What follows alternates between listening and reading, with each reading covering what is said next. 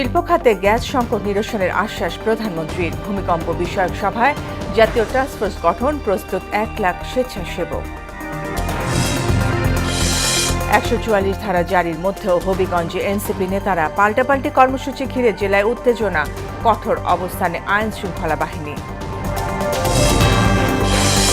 শাপলা চত্বর হত্যাকাণ্ড মামলায় সাবেক মন্ত্রী লতিফ সিদ্দিকী গ্রেফতার, কাল নেওয়া হতে পারে ট্রাইব্যুনালে।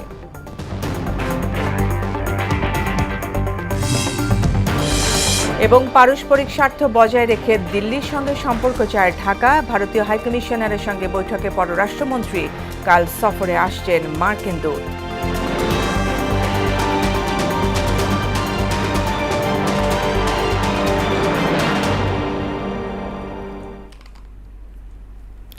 আসসালামু আলাইকুম, স্বাগত মোহনার সংবাদে। এতক্ষণ শুনছিলেন শিরোনাম, পুরো সংবাদে সঙ্গে আছি ফারজানা ইয়াসমিন।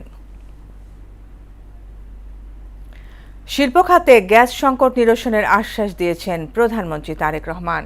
সকালে সচিবালয়ে এক বৈঠক শেষে সরকার প্রধানের আশ্বাসের বিষয়টি তুলে ধরেন টেক্সটাইলস মিলস অ্যাসোসিয়েশনের সভাপতি শওকত আজিজ রাসেল। তিনি বলেন, ক্ষতিগ্রস্ত কারখানা চিহ্নিত করতে উদ্যোক্তাদের কাছে প্রতিবেদন চেয়েছে সরকার, যা ইতিবাচক পদক্ষেপ।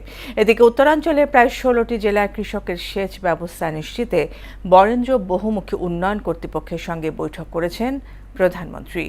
তানজিদ ভুইয়ার প্রতিবেদন।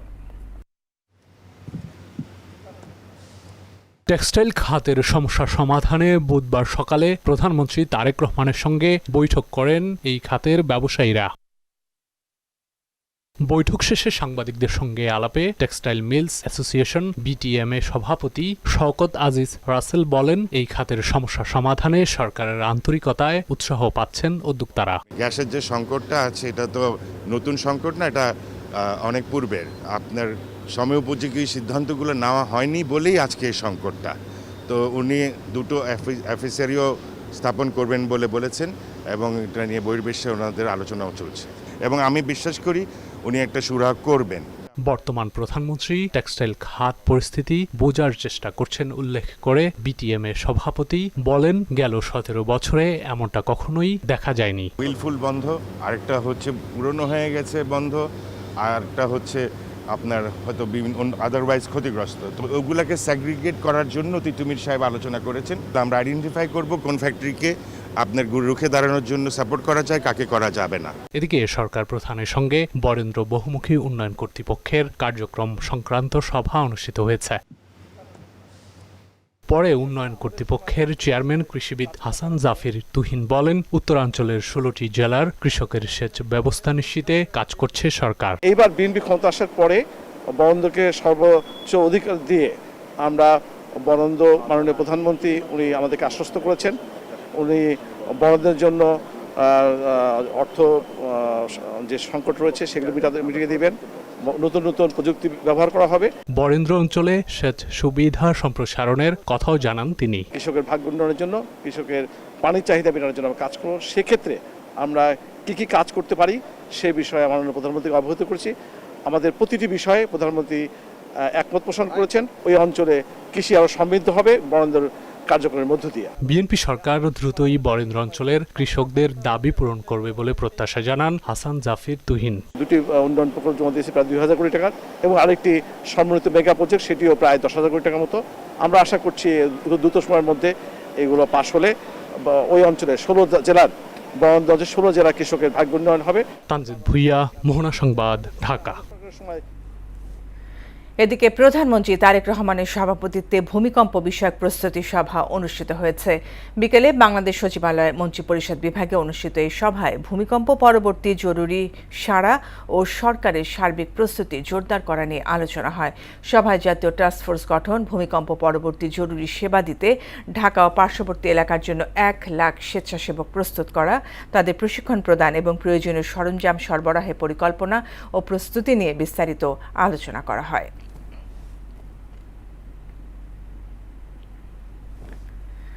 চব্বিশের গণঅভ্যুত্থান নিয়ে আলোচনা সভার আয়োজন করবে বিএনপি। 4 আগস্ট কৃষিবিদ ইনস্টিটিউটে আয়োজিত অনুষ্ঠানে উপস্থিত থাকবেন বিএনপি চেয়ারম্যান এবং প্রধানমন্ত্রী তারেক রহমান।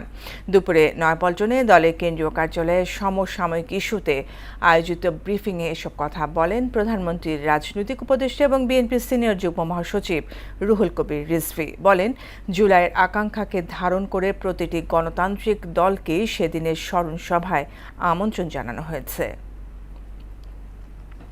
সমাজের মধ্যে আন্দোলনের যে পশ্চাৎভূমি তৈরি হয়েছিল, যে পটভূমি তৈরি হয়েছিল, সেই পটভূমির উপর দাঁড়িয়েই আমরা ছাত্রছাত্রী এবং জনতা, শ্রমিক সব মিলিয়ে অভূতপূর্ব গণজাগরণ আমরা দেখি জুলাইয়ে, যার চূড়ান্ত পরিণতি ঘটল। অবসান হলো স্বৈরতন্ত্রের, ফ্যাসিতন্ত্রের 5ই আগস্টে। বিএনপির পক্ষ থেকে এটি আরো ভালোভাবে এবং সুসংগঠিতভাবে পালন করার জন্য আগামী 4 আগস্ট মঙ্গলবার রাজধানীর টিআইবি কৃষিবিদ ইনস্টিটিউশনে একটি বিশেষ আলোচনা সভার আয়োজন করা হয়েছে। যে আলোচনা সভায় প্রধান অতিথি হিসেবে উপস্থিত থাকবেন গণপ্রজাতন্ত্রী বাংলাদেশ সরকারের মাননীয় প্রধানমন্ত্রী এবং বিএনপি চেয়ারম্যান জনাব তারেক রহমান। পুলিশি বাধায় হবিগঞ্জে পূর্ব ঘোষিত সমাবেশে যোগ দিতে পারেনি বলে অভিযোগ করেছেন এনসিপির আহ্বায়ক নাহিদ ইসলাম। বিকেলে মৌলভীবাজার সার্কিট হাউস থেকে হবিগঞ্জের পথে রওনা হলে পুলিশের বাধার মুখে পড়ে তার গাড়িবহর।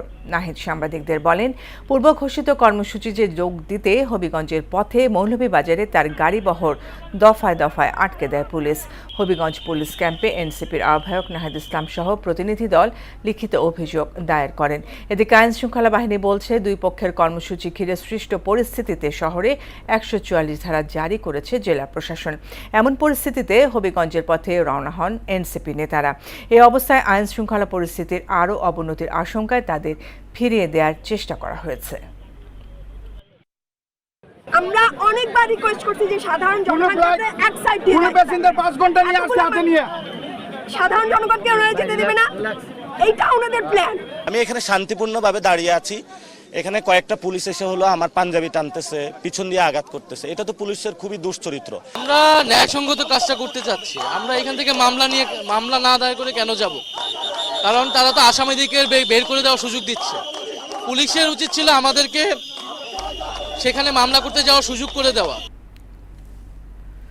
হবিগঞ্জে এনসিপি নেতাকর্মীদের উপর হামলার প্রতিবাদে চট্টগ্রাম প্রেস ক্লাবের সামনে বিক্ষোভ সমাবেশ ও মিছিল করেছে দলটির চট্টগ্রাম মহানগর শাখা। রাজনৈতিক কর্মসূচিতে হামলা গণতান্ত্রিক পরিবেশকে ক্ষতিগ্রস্ত করছে উল্লেখ করে দোষীদের দ্রুত আইনের আওতায় আনার দাবি জানান বক্তারা। এছাড়া ময়মনসিংহে মানববন্ধন, বিক্ষোভ মিছিল ও সমাবেশ করেছে জেলা ও মহানগর এনসিপি। বিকেলে জেলা প্রশাসক মোড় সংলগ্ন এনসিপি কার্যালয়ের সামনে মানববন্ধন শেষে একটি বিক্ষোভ মিছিল শুরু হয়ে টাউন হল জুলাই চত্বরে সমাবেশ অনুষ্ঠিত হয়। দলটির নেতৃবৃন্দের উপর হামলার অভিযোগের প্রতিবাদে ফরিদপুরে বিক্ষোভ মিছিল ও সমাবেশ অনুষ্ঠিত হয়েছে। শাপলা চত্বরে হত্যাযজ্ঞের মামলায় সাবেক মন্ত্রী লতিফ সিদ্দিকীকে গ্রেফতার করেছে ঢাকা মহানগর গোয়েন্দা পুলিশ ডিবি। সন্ধ্যায় গুলশানের একটি বাসা থেকে তাকে গ্রেফতার করা হয়। বিষয়টি নিশ্চিত করেছেন ডিবির অতিরিক্ত কমিশনার শফিকুল ইসলাম। ইতিমধ্যে লতিফ সিদ্দিকীর বিরুদ্ধে গ্রেফতারি পরোয়ানা জারি করেছেন আন্তর্জাতিক অপরাধ ট্রাইব্যুনাল। এর আগে বুধবার সকালে ঢাকার শাহবাগ থানার সন্ত্রাসবিরোধী আইনের মামলায় আদালতে হাজিরা দেন সাবেক এই মন্ত্রী। চট্টগ্রাম 2 আসনে বিএনপির প্রার্থী সরোয়ার আলমগীরের সংসদ সদস্য পদ বহাল রেখেছেন আপিল বিভাগ। তার শপথ নেয়ার পক্ষে হাইকোর্টের রায়ের কার্যকারিতা স্থগিত চেয়ে করা আবেদন কার্যতালিকা থেকে বাদ দিয়েছেন সর্বোচ্চ আদালত। এর ফলে সংসদ অধিবেশনে যোগদানে বাধা থাকল না। বুধবার এই আদেশ দেন আপিল বিভাগের 4 সদস্যের বেঞ্চ। এদিকে আপিল বিভাগে মামলা বিচারাধীন থাকা অবস্থায় তথ্য গোপন করে মামলা করায় জিপিএইচ ইস্পাতকে 5 কোটি টাকা জরিমানা করেছেন হাইকোর্ট। মুদাসসির আলীর প্রতিবেদন।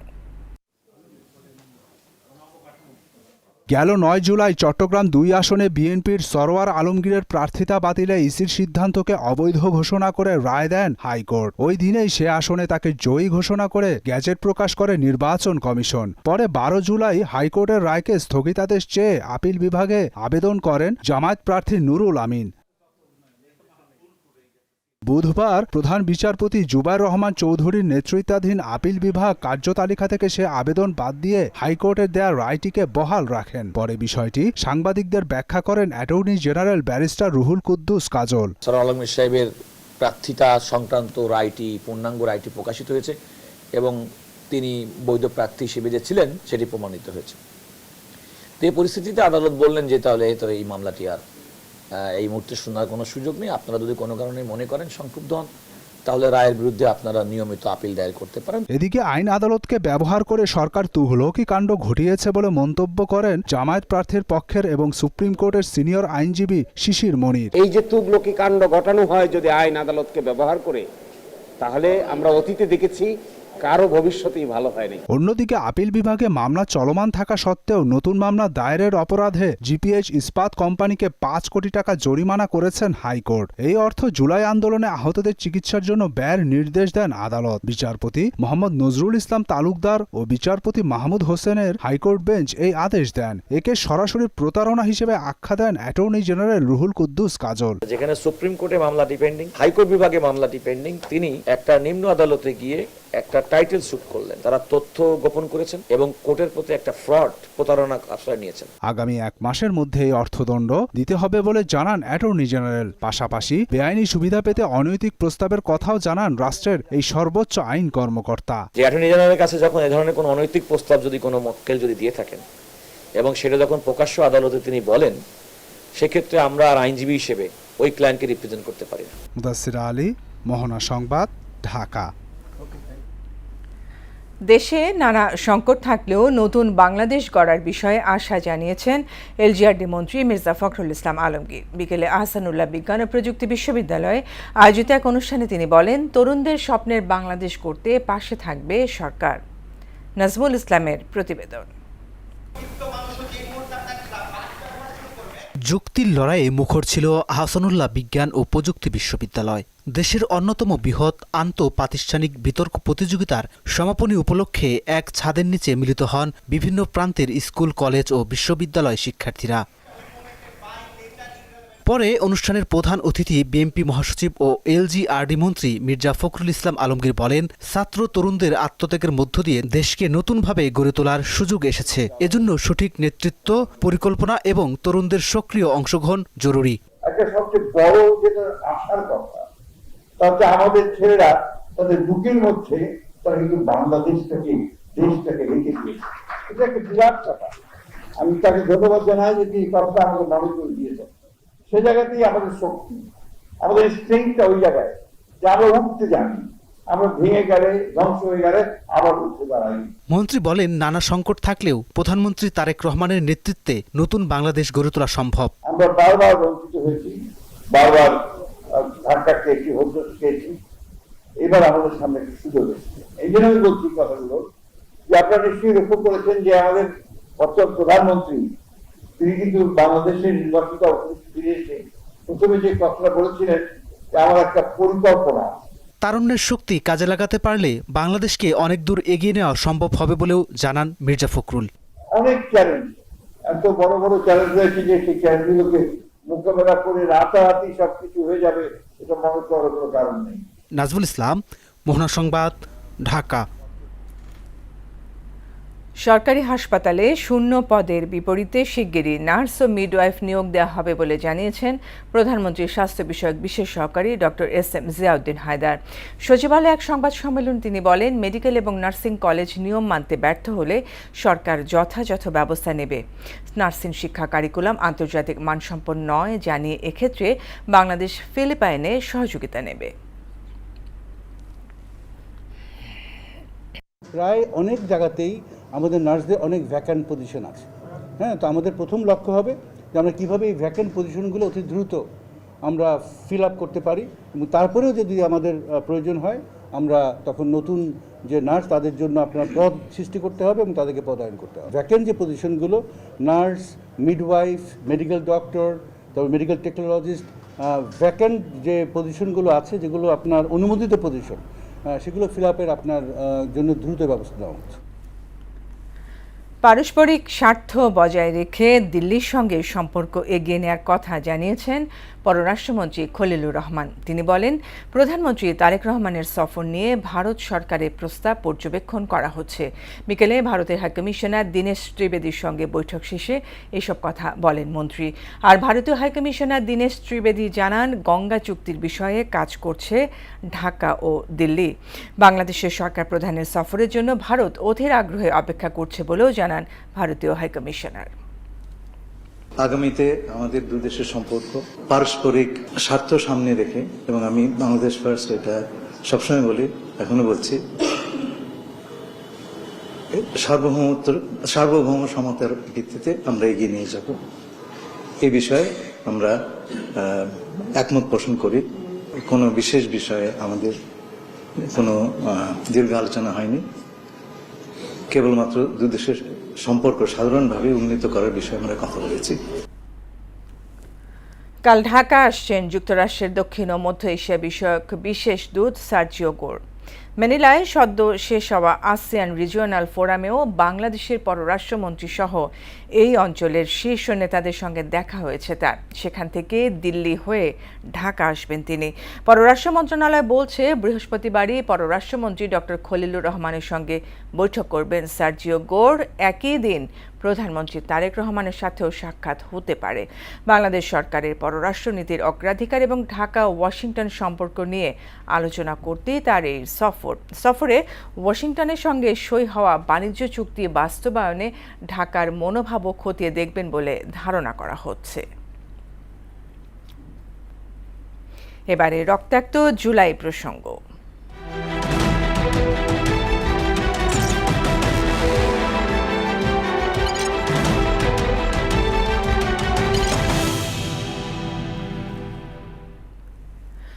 রক্তাক্ত জুলাইয়ের এই দিনে সমন্বয়কদের মুক্তির দাবিতে উত্তাল হয়ে ওঠে রাজপথ। তাদের অনুপস্থিতিতেও চলমান বিক্ষোভ গণ আন্দোলনের রূপ নেয়। এদিন 6 সমন্বয়ককে ডিবি হেফাজত থেকে মুক্তি ও আন্দোলনকারীদের উপর গুলি না চালাতে আদালতের নির্দেশনা চেয়ে রিট করেন সুপ্রিম কোর্টের কয়েকজন আইনজীবী। শুনানিতে ডিবি কার্যালয়ে 6 সমন্বয়ককে খাবার খাওয়ানোর ছবি প্রকাশ করাকে জাতিসংঘে মশকরা বলে মন্তব্য করেন হাইকোর্ট। আরও জানাচ্ছেন উষা ফেরদৌস। ঘটনার তীব্র নিন্দা জানাই এবং সুষ্ঠু তদন্ত সাপেক্ষে দ্রুত বিচারের দাবি জানাচ্ছি। সমন্বয়কদের জিম্মি করে আন্দোলন বন্ধের ঘোষণা আদায় করায় 29 জুলাই আবারও বিক্ষুব্ধ হয়ে ওঠে গোটা দেশ। এদিন রাজধানী সহ দেশের বিভিন্ন স্থানে বিক্ষোভ মিছিল বের করে শিক্ষার্থীরা। এতে যোগ দেন শিক্ষক অভিভাবকরাও। এতে আবার বাধা দেয় আইনশৃঙ্খলা বাহিনী ও ছাত্রলীগ। পুলিশের সাউন্ড গ্রেনেড ও টিয়ার শেলের মুখে ব্যাপক সংঘর্ষ হয়। অবিলম্বে বৈষম্য বিরোধী ছাত্র আন্দোলনের 6 সমন্বয়ককে ডিবি হেফাজত থেকে মুক্তি ও আন্দোলনকারীদের ওপর গুলি না চালাতে আদালতের নির্দেশনা চেয়ে হাইকোর্টে রিট করেন সুপ্রিম কোর্টের 2 আইনজীবী। আন্দোলনকারী তাদের উপরে লাইভ রাউন্ড অর্থাৎ গুলি ছোড়া চলবে না। আপনারা প্রয়োজনে টিয়ার শেল ছুড়ুন, লাঠিচার্জ করুন, রাবার বুলেটও ছুড়ুন, তাতেও বহু মানুষ অন্ধ হয়েছে, হয়তো সে খবর আপনারা দেখেছেন। এত কাছ থেকে রাবার বুলেট ছোড়া হয়েছে। শুনানিতে 6 সমন্বয়ককে ডিবি কার্যালয়ে নিয়ে খাওয়ানোর ছবি প্রকাশ করাকে জাতির সাথে মশকরা বলে মন্তব্য করেন হাইকোর্ট। ভাতের টেবিলে বসে ছবি তুইলে এটা করেন, আপনি কি এটা মশকরা পাইছেন? ঠিক এই মশকরা ল্যাঙ্গুয়েজটা ইউজ করছে। শহীদ আবু সাইদের বুকে গুলি চালানোর ঘটনা উদ্ঘাটন এবং আন্দোলনে নিহতদের সঠিক সংখ্যা নিরূপণে এদিন বিচারক, আইনজীবী ও বিশ্ববিদ্যালয় শিক্ষক সহ বিশিষ্ট ব্যক্তিদের সমন্বয়ে গঠিত হয় জাতীয় গণতদন্ত কমিশন। দেশজুড়ে চলমান সহিংসতায় জামায়াত শিবিরের সংশ্লিষ্টতার অভিযোগে 14 দলের বৈঠকে জামায়াত শিবির নিষিদ্ধের সিদ্ধান্ত হয়। রাজনীতি কিছু নয়, এটা সম্পূর্ণ জঙ্গিবাদী কাজ। চলমান সহিংসতায় নিহত ব্যক্তিদের স্মরণে পরদিন সারা দেশে শোক পালনের সরকারি সিদ্ধান্ত প্রত্যাখ্যান করে এদিন লাল কাপড়ে চোখ বাঁধা ছবি দিয়ে সামাজিক মাধ্যমে প্রচারণার কর্মসূচি ঘোষণা করে বৈষম্য বিরোধী ছাত্র আন্দোলন। উষা ফেরদৌস, মোহনা সংবাদ। দেশ জুড়ে গত 24 ঘন্টায় হাম ও এর উপসর্গে 3 শিশুর মৃত্যু হয়েছে। এতে গত 15 মার্চ থেকে এ পর্যন্ত প্রাণহানি 831 জনে দাঁড়িয়েছে। এছাড়া গত একদিনে নতুন করে আরও 1075 জনের শরীরে হাম ও এর উপসর্গও দেখা গেছে। এদিকে গত 24 ঘন্টায় এডিস মশাবাহিত রোগ ডেঙ্গুতে আরও 3 জনের মৃত্যু হয়েছে। বিকেলে স্বাস্থ্য অধিদপ্তরের পৃথক প্রতিবেদনে এসব তথ্য জানানো হয়েছে। জাতীয় লজিস্টিক্স খাতে বিদেশি মালিকানায় সীমা নির্ধারণের প্রস্তাব প্রত্যাহারের দাবি জানিয়েছে ব্যবসায়ী ও সংশ্লিষ্ট অংশীজনরা। তাদের অভিযোগ, ফ্রেট ফরওয়ার্ডিং ব্যবসায় বিদেশি মালিকানার সীমা 40% থেকে বাড়িয়ে 49% করার প্রস্তাব দেশীয় উদ্যোক্তাদের জন্য নতুন প্রতিযোগিতার ঝুঁকি তৈরি করবে।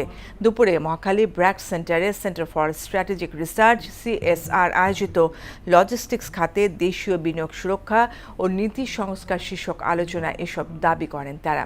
ধারণাপত্র উপস্থাপন করেন CSR এর নির্বাহী পরিচালক শাকির আনোয়ার। বৈঠকে অনলাইনে যুক্ত হন পরিকল্পনা প্রতিমন্ত্রী জোনায়েদ সাকি। আন্তর্জাতিক খবর, অ্যান্টি পেপার লিক বিল সংশোধনী নিয়ে তুমুল উত্তেজনা ছড়িয়েছে ভারতের লোকসভায়। উত্তেজনার আগুনে ঘি ঢালে বিরোধী দলীয় নেতা রাহুল গান্ধীর এক মন্তব্য। কেন্দ্রীয় স্বরাষ্ট্রমন্ত্রী অমিত শাহের বিরুদ্ধে সাম্প্রতিক আন্দোলনে ছাত্রদের উপর বল প্রয়োগের নির্দেশ দেওয়ার অভিযোগ তোলেন তিনি।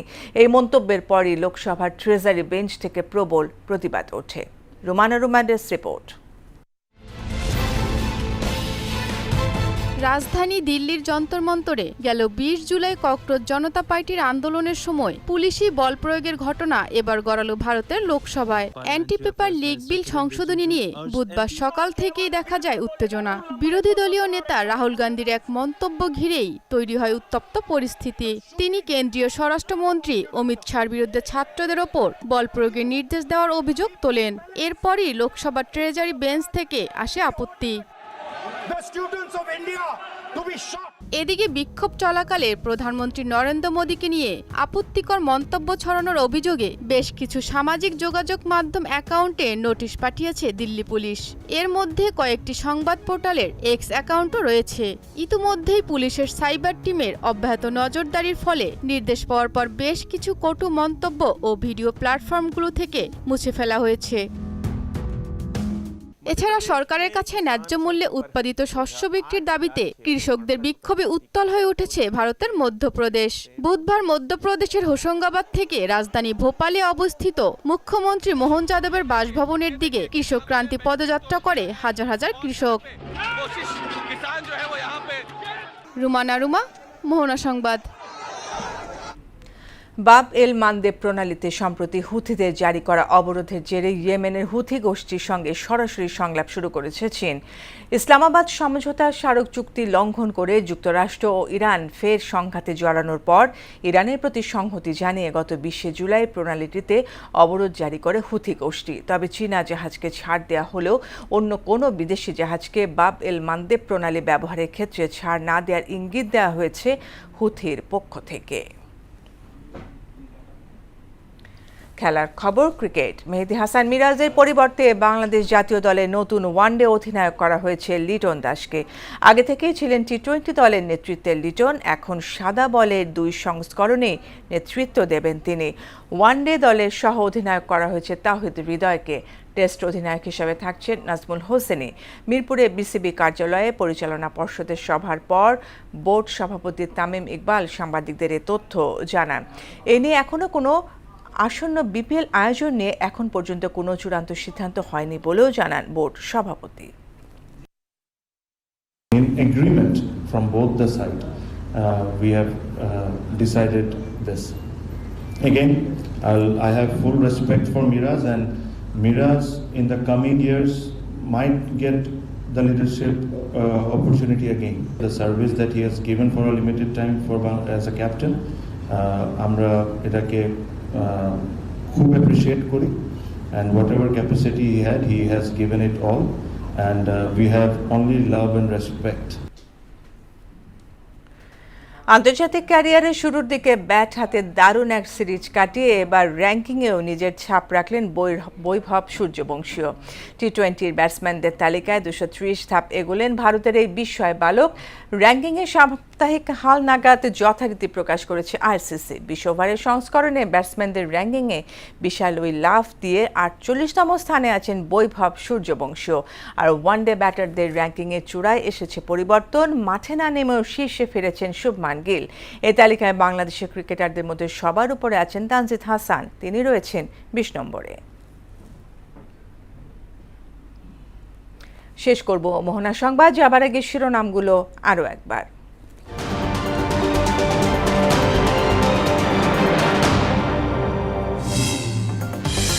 শিল্প খাতে গ্যাস সংকট নিরসনের আশ্বাস প্রধানমন্ত্রীর। ভূমিকম্প বিষয়ক সভায় জাতীয় টাস্কফোর্স গঠন, প্রস্তুত 1 লাখ স্বেচ্ছাসেবক।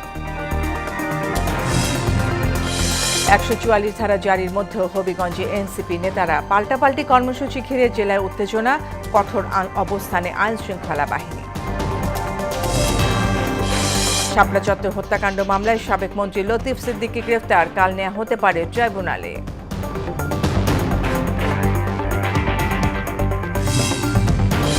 এবং পারস্পরিক স্বার্থ বজায় রেখে দিল্লির সঙ্গে সম্পর্ক চায় ঢাকা, ভারতীয় হাইকমিশনারের সঙ্গে বৈঠকে পররাষ্ট্রমন্ত্রী, কাল সফরে আসছেন মার্কিন দূত।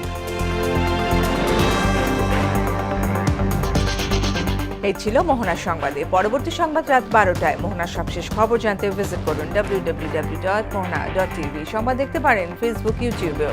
এতক্ষণ সঙ্গে থাকার জন্য ধন্যবাদ সবাইকে।